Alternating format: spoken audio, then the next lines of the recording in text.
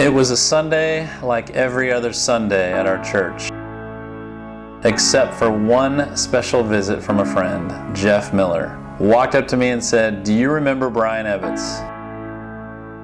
I said, "Of course I do, but it's been 10 years since I saw him last." Jeff proceeded to hand me an orange bracelet and said, "Wear this to remind you to pray for Chebbs. He has a glioblastoma." I said, "A what?" "A brain tumor," Jeff said. My heart sank.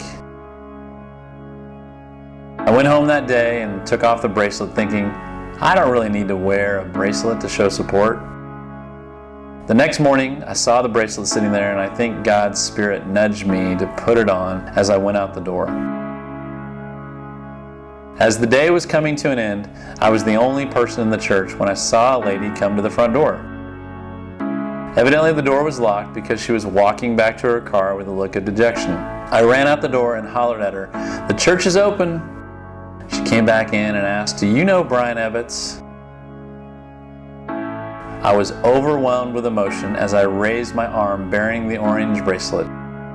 She began to weep, and I just wrapped my arms around her, knowing in an instant she was Brian's mom.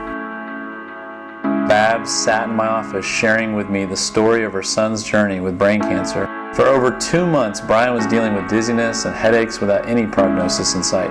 They did everything from psychiatric tests to draining fluid that they thought was an infection, only to find out it was a grade 4 glioblastoma. There we sat with tear-filled eyes on the eve of Brian's first wave of radiation.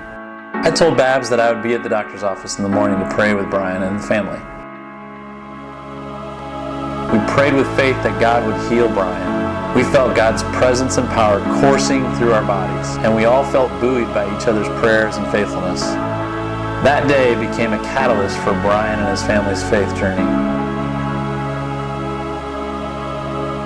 The journey has been filled with ups and downs. To this day, there's no guarantee of Brian's cure. The hope that Brian and all of us cling to is found in Romans 8:28. All things work together for the good, for those who love God and who are called according to His purposes.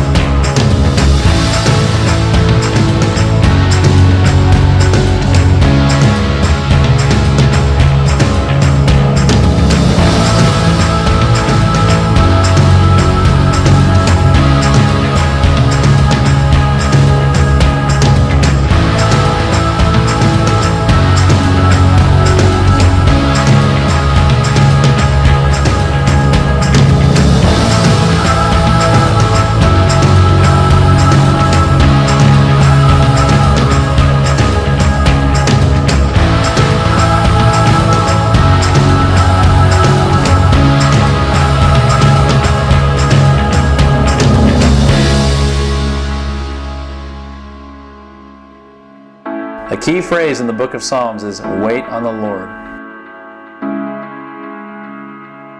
Between the promise that God makes you and the payoff, we have to remember that there is this process. God is more concerned with transforming us in the waiting than making sure we get to where we want to go. It's in the process that God really draws us closer to Him. Brian has learned that waiting is essential if we want to grow in our faith.